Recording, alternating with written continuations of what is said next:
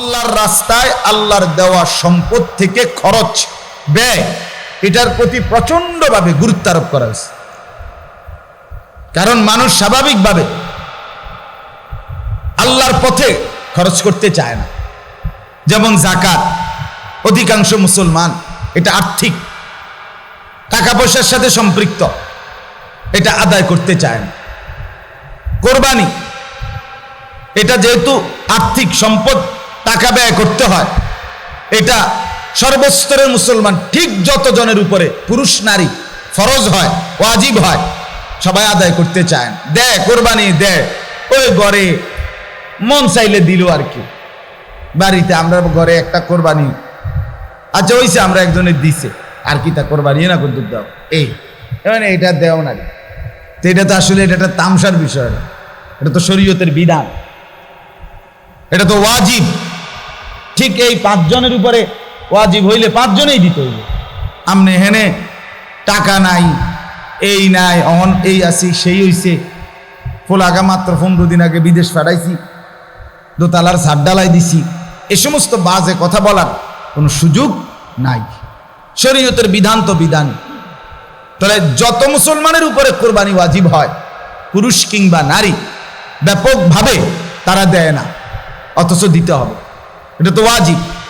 যাকাত এটা তো ফরজ, ফরজ ওয়াজিব।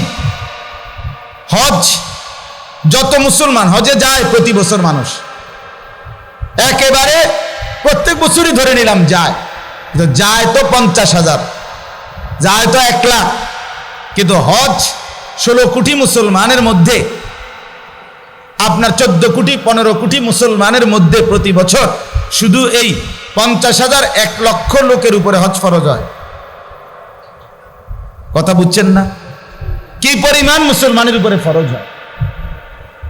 অনেক অনেক অনেক অনেক, আমাদের কল্পনারও বাহিরে। তাহলে এই বিপুল পরিমাণ মুসলমানের উপরে হজ ফরজ হয়, ফরজ এটা, কিন্তু এটা আদায় করার প্রতি আন্তরিকতা, আগ্রহ বোধ করে না। কারণ ওই যে টাকা খরচের বিষয়, এটা সে এই জন্য পাত্তা দেয় না। আমার আগে মাগরিবের আগে মাওলানা বয়ান করছে, খুব সুন্দর, অনেকক্ষণ।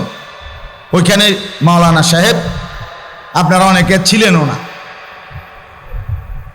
অনেক সুন্দর কথা বলছে ওই সময়। এই হজ্জের উপরে অনেকগুলো হাদিস শুনাইছে। রাসূলুল্লাহ সাল্লাল্লাহু আলাইহি ওয়াসাল্লাম বলেন, যে ব্যক্তি সামর্থ্য ছিল অথচ হজ না করে মৃত্যুবরণ করলো, আমি শুধু তর্জমাটা বুঝাচ্ছি, তা আল্লাহর নবী সাল্লাল্লাহু আলাইহি ওয়াসাল্লাম স্পষ্ট বলছে, সে যেন ইহুদি হয়ে মরলো অথবা খ্রিস্টান হয়ে মরলো। এই দুইটা শব্দ বলছে, ফালিয়ামুত ইনশা ইয়াহুদিয়ান ওয়া ইনশা নাসরানিয়ান। সে যেন মরলো কি হয়ে, হয় ইহুদি নয়তো কি, তার মানে মুসলমান হয়ে মরলো, কাফের হইয়া মরল, বেঈমান হইয়া মরল। আপনি ভয় চিন্তা করেন তো কি পরিমাণ ভয়ানক বিষয়টা, কতটা ভয়ানক বলে। আহা, আমি সারা জীবন আমার সংসারটার লেগে কষ্ট করলাম, আমি 4টা ফোলা 5টা মাইয়া বিয়ে দিলাম, আমি এতগুলো ঘর বাড়ি বাজার ব্যবসা, কত ঘাম ঝরলো আমার, কিন্তু আমি খামখেয়ালি করে হজ করলাম না। এই বউ বাচ্চা গুলারে খাওয়াইতে গিয়া বাড়ি ঘর বিল্ডিং, কেহই নিজের টাকাটা সবটা নিজে বন খায়, বলি না আমি দিয়ে সব দিয়া বন কিনালাম, ভিজে ভিজে খামু, এরুমনি। মানুষ তার উপার্জনের সব টাকা নিজের পেটে ঢুকানের লেগে ইনকাম করে। কথা বলেন না কেন? স্ত্রী সন্তানের জন্য মানুষ সবটুকু কোরবানি করে। কত মানুষ, কত অভিভাবক, পরিবারের প্রধান বাচ্চা কাচ্চার মুখের দিকে তাকাইয়া নিজের সুখ আহ্লাদ সব কোরবানি করে দেয়। নিজে একটা গেঞ্জি, সন্তানের 10টা গেঞ্জি, নিজের একটা লুঙ্গি, সন্তানের 10টা লুঙ্গি, নিজে খায় কোনো রকম, সন্তান আরামসে থাকে। কেন? আমার বাচ্চা, আমার সংসার, আমার সংসার, আমার ছেলে মেয়ে। আমি এবছর রমজানে উমরায় ছিলাম যখন, মক্কা শরীফ, তো ওইখানে আমি মক্কায় বাংলাদেশি যে প্রবাসী ছেলেরা থাকে, আমাদের প্রবাসী, ওদের সাথে আলহামদুলিল্লাহ আমার অনেক সম্পর্ক। অনেক প্রবাসী আমগরে মহব্বত করে, ওখানে গেলেও দৌড়ায় আসে, দেখা করে। তো আমি এইবারও মক্কা শরীফ কাছাকাছি হালাকা আছে, ওইখানে আমি গেছি। ওনাদের এরকম হোটেলে, তারা যেখানে থাকে প্রবাসীরা, ওদের এরকম রুমের মধ্যে বয়ান করছিলাম রাতে। এই সময় রাতের প্রায় 1:30-2টা বাজে এই সময়। তো প্রায় 26-27 জন বা 30 জন হবে, এরকম ছেলে পেলে আসছে। তো এরপরে আপনার ওখানে অনেকক্ষণ প্রবাসীদেরকে বয়ানের পরে একটা ছেলে, ব্রাহ্মণবাড়িয়ার বাড়ি, আমারে পরে জড়ায় ধরা বলতেছে, হুজুর আমি আজকে 8 বছর বিদেশ, এই 8 বছরে কোনোদিন আমি একজন ভালো ডাক্তার আমার কোনো রোগ শোকের জন্য দেখাই নাই। হুজুর কসম দেখাই নাই। কেন? এখানে ডাক্তার দেখাইলে যে ওষুধপত্র চিকিৎসা যা দেয়, এগুলো যদি আমি সবটা খরচ করতে যাই, আমার 15-20 হাজার টাকা চলে যাবে। তো আমি বাড়ি পাঠাবো কেমনে? আমার বউ বাচ্চার জন্য টাকা পাঠাবো কিভাবে? এই জন্য ব্যথা বেদনার 2-1টা ওষুধ ট্যাবলেট খাইয়া পড়ে থাকি। তো ছেলেটা আমার বলতেছে, হুজুর 8 বছরে আল্লাহর কসম আমার ব্যক্তিগত সুখ আনন্দ বলতে কি জিনিস আমি জানি না, আমি কোনোদিন দেখি নাই হুজুর। আমি সারাক্ষণ আমার ফিকির থাকে হুজুর, বউ বাচ্চা, মা, বাড়ি ঘরে কিছু টাকা যেমনে পারি পাঠায়। এভাবেই তো সবাই, এভাবেই মানবেতর ভাবে থাকে, কষ্ট করে থাকে। একটা রুমে 12 জন 14 জন, কেউ চকিতে, কেউ ফ্লোরে মিলাই ঝিলাইয়া থাকে। নিজেরা রান্না করে খায়, নিজেদের কাপড় নিজেরা ধোয়, নিজেদের কাপড় নিজেরা ধোয়। 12 ঘন্টা 14 ঘন্টা ডিউটির পর 1 ইঞ্চি, আমি যেমন আমি এই রাত্রে সারাদিন দৌড়াদৌড়ি করে রাতের 3টা 3:30 বাসায় গেলে তা আমার শরীরে তো আর কোনো বলই থাকে না, তখন একেবারে দুর্বল হয়ে যায়। তো একজন মানুষ 12-14 ঘন্টা ডিউটির পরে তার শরীরে আর ক্লান্তিটা কেমন? আর বিদেশে ফাঁকি তো দিতে পারে না, আমরা দেশের মতো সদবদ ফাঁকি ঝুঁকি আছে এখানে। তো সব কিছুই তো ক্যামেরা, সব কিছুই ক্যামেরার মাধ্যমেই তো জরিমানা, গারামা মানে জরিমানা, শুধু গারামা। সৌদি আরবে দেখছি ট্রাফিক রে, রাস্তার যে ট্রাফিক, এই যে গাড়ির ড্রাইভার, ট্রাফিক রে আমার মনে মালাকুল মৌতরে এত ভয় করে না, ট্রাফিক রে এত ভয় করে সৌদি আরব। এতটা কঠোর ট্রাফিকের আইন। তাইলে আমার বলার উদ্দেশ্য হলো, এত কষ্ট করে একটা মানুষ জীবনের সবটুকু পরিবার, স্ত্রী, সন্তান সবার জন্য দিয়ে দিল, বিনিময়ে যদি কবরে গিয়া শুনে তার মরণ ইহুদির মরণ হইল, খ্রিস্টানের মরণ হইল, বেঈমানের মরণ হইল, আহা আফসোসটা কেমন হবে? কথা বলেন না? হায় হায় রে, 3টা পুত বিদেশ পাঠাইলাম, 3বারও 36 লাখ টাকা ব্যবস্থা করতে আসছি, হজের বুঝি 5 লাখ টাকা ব্যবস্থা করতে পারলাম না। হইলে কথা বুঝছেন না? তখন আফসোস করবে কিনা? তখন তো এটা বলবে, আহারে কি করলাম রে, হায় হায়, এরম জানলে তো এত বড় ভুল আর করতাম না আমি, বোকামিটা করলাম রে। টাকা 5-6 লাখ তো কষ্ট করে ব্যবস্থা হয়েই গেল, যাইতেই তো পারতাম, জমি 1 কোনা দিয়ে কুদ্দুর বেচ চালাইলেই তো হইতো, 2 শতক জায়গা বেচলেই তো সারতো, কিন্তু গেল না। কোন মুসলমানের কাছে আপনার মনে করেন এই রাস্তার পাশে বাড়ির ভিটা ছাড়া রাস্তা বা খেতে, যে কোনো খেতে ফসলের জমি আর কি, একজনের আছে 10 শতক, এখান থেকে 3 শতক যদি বিক্রি করে তো মনে করেন 3 লাখ টাকা করে যদি শতক, তো 3-3 9 লাখ। একজন মুসলমান আল্লাহর ঘরে যাওয়া, থাকা, আসা, এইটুকুর জন্য যে খরচ আর ওই সময়টা তার স্ত্রী সন্তান পরিবার পরিজনের জন্য যেই টাকা খরচ লাগে, বাজার, ওষুধপত্র, আপনি মনে করেন ছেলেটা বিদেশ, অধিকাংশ মানুষের ছেলে বিদেশ আছে, তাহলে সে টাকা রোজগার করে। এখন প্রত্যেক মাসে বা 2 মাসে 3 মাস পর পরই বাফেরে 20,000 30,000 টাকা দেয়। এই ছেলেটা বাপের লাগিয়া পাঠায়, বাপ মার লাগিয়া। এখন কোরবানির সামনে এই উপলক্ষে ছেলেটা 30,000 টাকা পাঠাইছে, অথবা অন্যান্য বারের চাইতে 5,000 বেশি পাঠাইছে। ধরেন আগে পাঠাইতো সবসময় 30,000, যেহেতু কোরবানি এই জন্য পাঠাইছে 40,000। কথার কথা 10,000 বেশি পাঠাইছে। এখন এই টাকাটা দিয়া ছেলেটার মা এবং বাপের কোরবানি করছে, বাপ মার নামে কোরবানি দিছে। এখন ছেলেটা, তার কাছে তো টাকা আছে, তার তো এই শুধু 30,000 টাকা না, তার কাছে তো তার ব্যক্তিগত জমানো টাকা আছে। তো তার কাছে তো অবশ্যই 52,500 টাকার অতিরিক্ত টাকা তার কাছে ব্যাংকে হোক যেখানে হোক তার কাছে জমা আছে না? কথা বলেন না কেন? তাহলে এই ছেলেটার উপরে কোরবানি ওয়াজিব কিনা বলেন না? তো এখন তার যে বাংলাদেশে তার বাপ মার নামে কোরবানি হলো, দিল, তো তাদের সওয়াব হইল, ঠিক আছে, তাদের কোরবানিও হয়েছে, কিন্তু এই ছেলের কোরবানি আদায় হয়েছে নি? কথা বলেন না কেন? তো এই 10 বছর ধরে ফোলাগা বিদেশ থেকে টাকা পাঠায়, বাপ মার নামে কোরবানি হয়, তার কোরবানি সে তো গুনাহগারী থেকে গেল, সে তো নাফরমানি থেকে গেল। এই ছেলের জন্য তো ঈদের নামাজ পড়তে নিষেধ করছে আল্লাহ, নবীজি সাল্লাল্লাহু আলাইহি সাল্লাম। তুই তো পাপী রয়ে গেলা।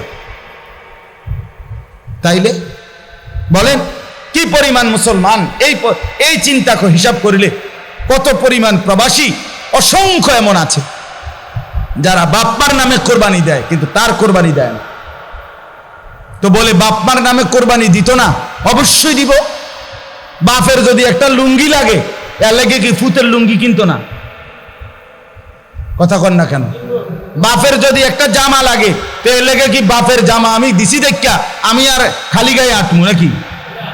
তো তাহলে এটা কথা হইল কোনো? বাপের নামে কোরবানি দিলাম দেখা, মার নামে কোরবানি দিলাম দেখা আমি কোরবানি দেব না, এটা কোন কথা? ছেলেটার দোকান অথবা ছেলেটা ঢাকা কাজ করে, চাকরি করে, যেটাই করুক, তে বাইতাইয়া তার কাছে কিন্তু টাকা আছে 60,000-এর বেশি, কিন্তু বাইতাইয়া মাতে না, তার বাপের হাতে টাকা 10,000 দিয়া দেন, আপনি কোরবানি দেন, বুঝতো না খাওন আপনার নামে দেন, আপনি মুরব্বী মানুষ, আপনি মরিয়া গেলে আর পাইবেন কোরবানি। অথচ সে কিন্তু কি সামর্থ্যবান, কথা বুঝেন নাই আমার, তার কাছে টাকা আছে না, এই 10,000 টাকা ছাড়া তার দ্বারা আর টাকা নাই। তাহলে এই ছেলের উপরে তো কোরবানি ওয়াজিব, অথচ সে তার বাবার নামে কোরবানি দিল, বাবার সাথে শরীক দিয়া টাকা জমা দিয়া 10,000 টাকা বাপারে বুঝাই দিয়া শেষ। সে মনে মনে ভাবতেছে আমি তো কোরবানি দিছি, এই যে আব্বারে দিছি 10,000, তুই বেটা আব্বারে না 10,000 দিছ, কোরবানি দিছ কই? কোরবানি উপলক্ষে না 10,000 টাকা বাপেরে দিছ, তো তুমি তো সারা বছরই টাকা দাও, তো এখনো দিছো, এটা অসুবিধা কি? বাপ মার খেদমত তুমি করবে না? বাপ মারে তুমি দিবা না? বলেন কি পরিমাণ ছেলে যাদের কাছে টাকা আছে অথচ তারা কোরবানি দেয় না। বাইটাইয়ে নতুন জামা পিন্দা ঈদগাহে মুসল্লা লইয়া নামাজ পড়তে যায়, কিত্তে যাও বেউকুফ, তুই হুতাতে না থাকবি, তুই গোস্ত আনলে গোস্ত খাইবি। আরে বেটা তোরের বেটা ঈদগাহ যাইতে কইছে কে বেটা?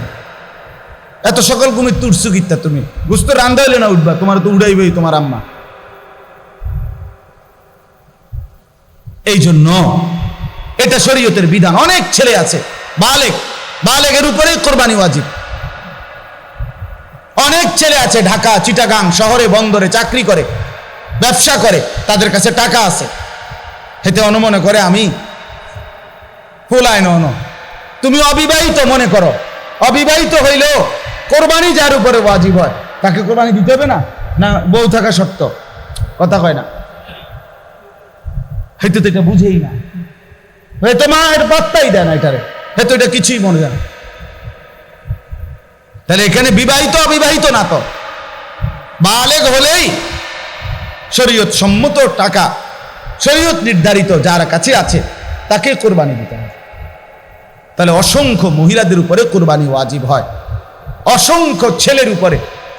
ছেলেটাই অল্প বয়সী 18 বছর 20 বছরের ছেলেরে বিদেশ পাঠাই দিছে, ফোলা বিদেশ থেকে টাকা পাঠায়, বছরের পর বছর বাপমার নামে কোরবানি হয়, অথচ তার কাছে আরো টাকা আছে। তাহলে ওই টাকাগুলোর কারণে তো তার উপরে কোরবানি ওয়াজিব। এই জন্য দয়া করে বাপ, আরো অনেক মাসালা আছে, আমি শুধু বুঝায় বলব। ওই 2 ভাই চাকরি করে অথবা 2 ভাই ব্যবসা করে, দোনো ভাইয়ের আলাদা 2টা দোয়ান, কিন্তু সংসারে একসাথে অন, এমন আছে না?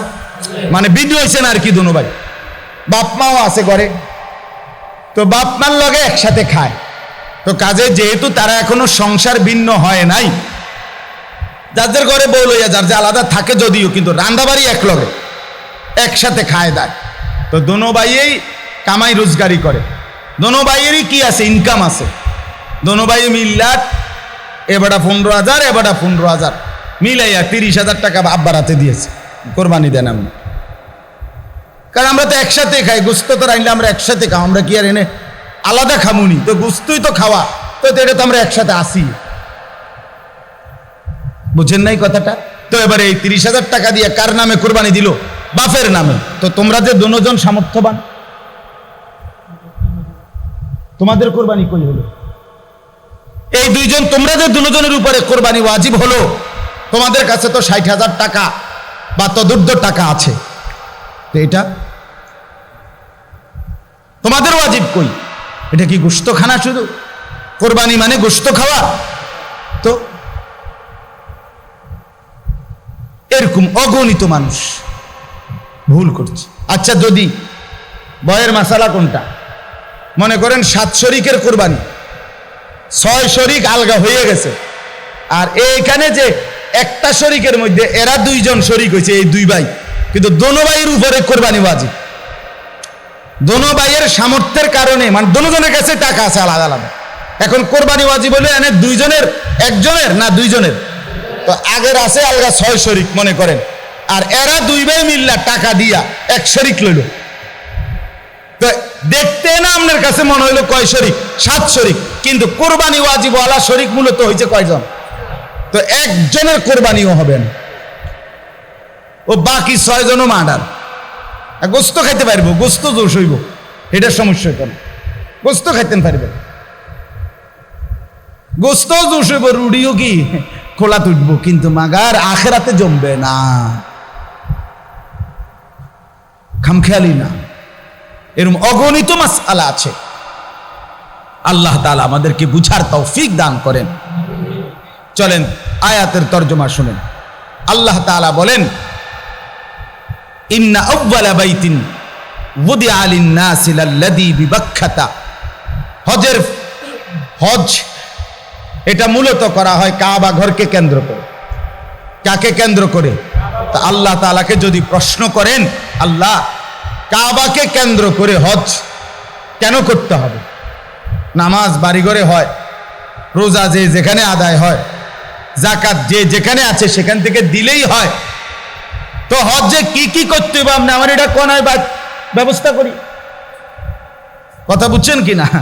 নামাজ যাকাত রোজা যেহেতু এখানেই পালন করতে পারি, হজের জন্য এখানে যাইতে হবে কেন? তো আল্লাহ তাআলা কাবা ঘরের কতগুলো বৈশিষ্ট্য আল্লাহ তাআলা এখানে বলছেন, বলার পরে বলছেন এই বৈশিষ্ট্যগুলোর কারণে আমি আমার এই ঘরকে কেন্দ্র করে হজ ফরজ করলাম। কি কি বৈশিষ্ট্য কাবা, যেটা আমনের বাড়ি ঘরে নাই, যেটা বাংলাদেশ চীন জাপানে নাই, যেটা মক্কার ওই কাবা ঘরে আছে, সেটা আর কোথাও নাই। ওই বৈশিষ্ট্যগুলো শুধু সেখানেই পাওয়া যায়, অতএব সেখানেই হজ করতে হবে। 1 নাম্বার, ইন্না আউওয়ালা বাইতিন, আল্লাহ বলে আমার এই গোটা জমিনের কায়নাতের মধ্যে ওই জায়গায় যে কাবা, এটাই জমিনের প্রথম ঘর, জমিনের প্রথম, এটা মর্যাদা, এটা কাবার বৈশিষ্ট্য, এটা প্রথম ঘর। এই পৃথিবীতে প্রথম মাটিতে তে আল্লাহ তাআলা এই গোটা পৃথিবীতে প্রথম যে ঘরটা বানিয়েছেন সেটা কাবা। এটার বৈশিষ্ট্য। 2 নাম্বার, ওয়াদিআ লিন্নাস, এই ঘরটা আমি আল্লাহর পক্ষ থেকে বানানোই হয়েছে মানুষের জন্য।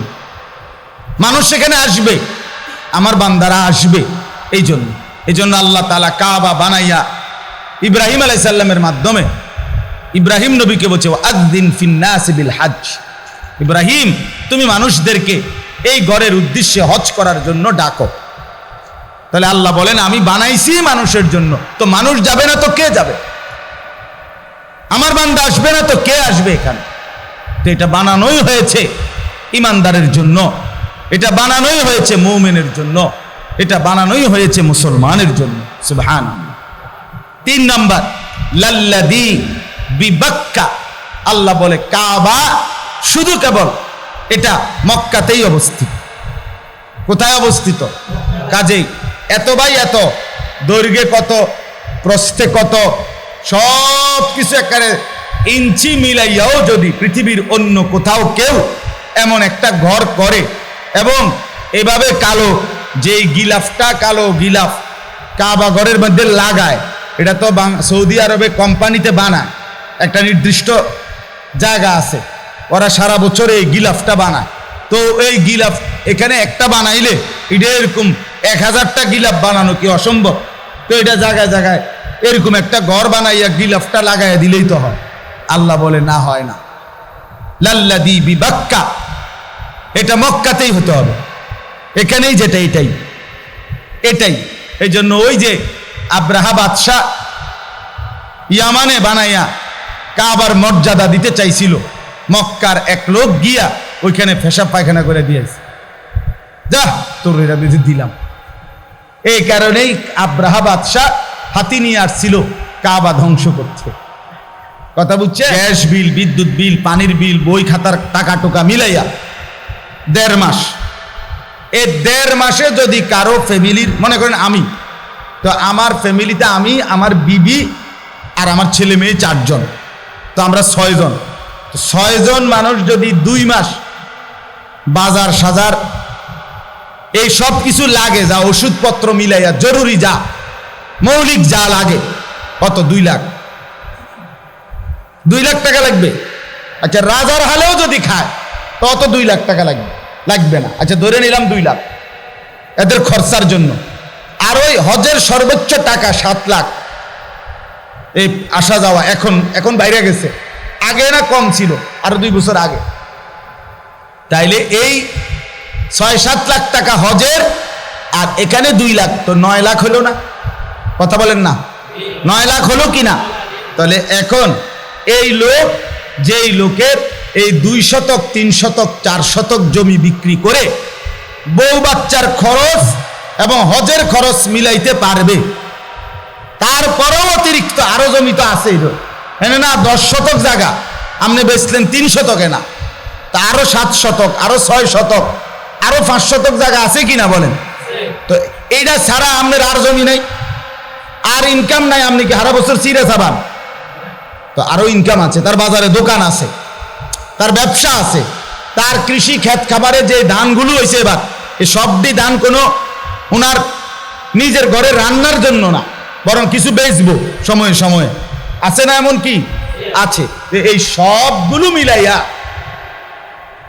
তো আরো টাকা আছে, কিন্তু শুধু কিচ্ছু নাই, শুধু এই 10 শতক বসত বিটা জায়গার অতিরিক্ত এই 10 শতক জায়গা দিয়ে 1 অংশ বিক্রি করিলেই পরিবারের খরচ, হজের খরচ মিলানো যেত। এখানেই আরো জমি আছে, আলগাড়ি বাদে দিলাম, টাকা টুকা সব বাদ। শুধু এটুকু থাকার কারণেই আল্লাহর কসম ওই মুসলমানের উপরে হজ ফরজ।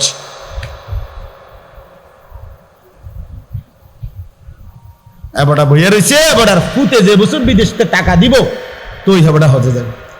আপনাদের জমিটি কথা বলেন না কেন? আপনার জমি হেবাটা বইয়া রয়েছে, ফুতেরা যদি ফাড়া তারপরে বৈশা রয়েছে, যদি এই দুনো মাইয়া বিয়ে দিয়ে সারে এরপরে যদি টাকা থাকে মিলাইতারে তো যাইব, নলে বাদ দেয়। উনি বসে রয়েছে, যদি এই বিল্ডিং এর কাম শেষ করতে পারে তাইলে হজে যাবে। উনি বসে রয়েছে, বাড়িতে মোট জমি হইল বসতে 20 শতক, তার সাসার লগে দিয়ে আরো 10 শতক আছে। এ জমিয়ান যদি কিনতে আরে আল্লাহ আল্লাহ করিয়া, তাইলে বাড়িটা একটু সুন্দর হয়, গেটটা সুন্দর হয়, ওয়ালটা সুন্দর হয়, এরপরে ওটা হজে যাইব। হ্যাঁ, বাবা মুসলমান, হজ ফরজ হওয়ার সাথে এগুলোর কি সম্পর্ক? ছেলের বিয়ে, মেয়ের বিয়া, ছেলের বিদেশ, বাড়ির বিল্ডিং, জমি ক্রয়, এগুলোর সাথে হজ্জের কোনো সম্পর্ক আছে কি? আল্লাহ আমাদেরকে বুঝার তৌফিক দান করে। এই জন্য বললাম এটা গুরুত্বপূর্ণ, অনেক গুরুত্বপূর্ণ বিষয় হজ। আমি শুধু একটা মাসালা বললাম, এখানে এটা পুরা অগণিত ফতুয়া এখানে আছে। তো আমি বুঝানোর জন্য বললাম, আপনার একটা স্যাম্পল বললাম আর কি। আপনি এবার চিন্তা করেন, 20 শতক 30 শতক জায়গার মধ্যে 2-4-5 শতক জায়গা বেচ্চা হজে যাওয়া যাইতো, এরকম মুসলমান সামর্থ্যবান বাংলাদেশের 16 কোটি 12 কোটি মুসলমানের মধ্যে সর্বোচ্চ 10,000। বুঝছেন না কথাটা? হ্যাঁ, এরকম মুসলমান বুঝি অভাব পড়ছে? অসংখ্য মুসলমান, অগণিত মুসলমান, অগণিত মুসলমানের উপরে হজ ফরজ, কিন্তু সে গুরুত্ব দিচ্ছে না। বললাম এটা খামখেয়ালি। মনে যদি একান্তই দুনিয়ার সব শেষ করে যদি একান্তই মন চায় তাইলে যা, এটা একটা বাচ্চা, তা ঠিক আছে। আর জন কোনো কামে নাই, তাহলে ঠিক আছে যা, তাই না টুইনা কোনো রকম টাকা মিলাইয়া আল্লাহর ঘর দেখাই যা। এটা কি মানে এই একটা খামখেয়ালি কথা? এটা ফরজ না তো? 5 ওয়াক্ত নামাজ এটা খামখেয়ালি নাকি ফরজ? তো হজ তো ফরজ, যাকাত তো ফরজ। এই জন্য আমি আপনাদের কাছে অনুরোধ করলাম, প্রথম আরো অনেক মাসআলা আছে হজ্জের, কোরবানির, কিন্তু এটা আপনাদেরকে বললাম একটা। আচ্ছা, কোরবানির কথাটা এবার বলি একটু, এরপরে তরজমা বলুন। কোরবানির বিষয়ে দেখেন, শুধু একটা উদাহরণ শুনেন। কোন মুসলমান কোরবানির 3 দিন, অর্থাৎ 10ই জিলহজ কোরবানি হয়, যেদিন আমরা কোরবানি করি এটারই কয় 10ই জিলহজ। তো কোরবানির দিন এবং তার পরের 2 দিন, মোবাইলটা সাউন্ড এ করে দেন তো, সাউন্ড এ করে দেন তো। 10, 11, 12 জিলহজ মাসের এই 3 দিন, মানে কোরবানির দিন আমরা যেটারে বলি তারপরের 2 দিন সহ, এই 3 দিনের ভিতরে যদি কারো কাছে 52.5 বড়ি রূপার সমপরিমাণ টাকা মূল্য থাকে, তাহলে তার উপরে কোরবানি ওয়াজিব। 52.5 বড়ি রূপার দাম সর্বোচ্চ যদি 1000 টাকা করে হয় বড়ি, রূপার বড়ি কম, স্বর্ণের বড়ি বেশি। রূপার বড়ি 1000, 1200, 1300, কখনো কখনো 2700 টাকাও হয়। তাইলে যদি 1000 করে গড়ে হয় তাহলে 52,500, 52,500 কিনা?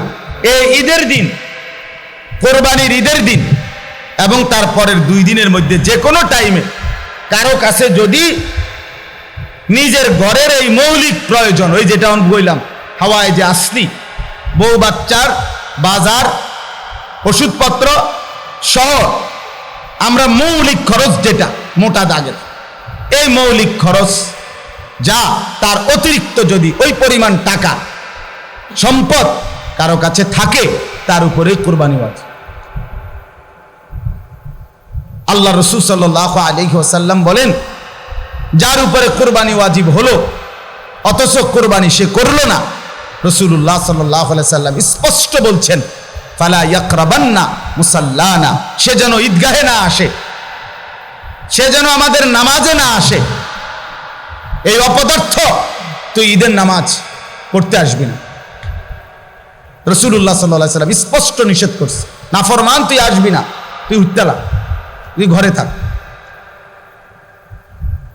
বলেন, তাইলে জিলহজ মাসের এই 3 দিন, কোরবানির 3 দিন, মনে করেন আপনি গতকালকেও আপনার কাছে টাকা ছিল না, কিন্তু আজকে কোরবানির দিন বা তার পর দিন সকালবেলা আপনি একজনের থেকে 70,000 টাকা পাইতেন, এবারে আজকে দিছে টাকা, বাইতাইছে ঈদের উপলক্ষে এই টাকাটা আজকে দিছে। এই টাকাটা ছাড়াও আপনার ঘরের পরিবারের সংসারের যা প্রয়োজন তা চলবে, সমস্যা নাই। এই টাকাটা তো আমি ধরছি না হিসাব, এই আজকেই টাকাটা পাইছেন, আজকে তো আগামী এই 3 দিনের সন্ধ্যার আগে আগে আপনার জন্য কোরবানি ওয়াজিব।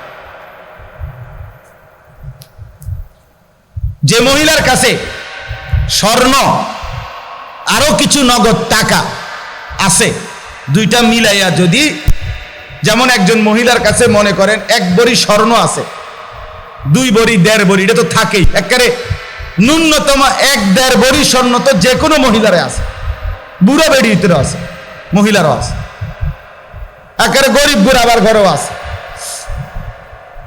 সাথে যদি ওই 3 দিন এই মহিলার কাছে আলগা কিছু টাকাও আছে, 10,000, 5,000, 20,000, 15,000, উনার টাকা, এটি উনার মহিলার নিজের টাকা, স্বামী দিছে, নয়তো ছেলে দিছে, নয়তো বাপের বাড়ির থেকে দিছে, যেমনি হোক দিছে, এই স্বর্ণ আর ওই টাকাটা মিলাইয়া যদি 52,500 টাকার দামের চাইতে বেশি হয়, এই মহিলার উপরে কোরবানি ওয়াজিব, নিঃসন্দেহে ওয়াজিব।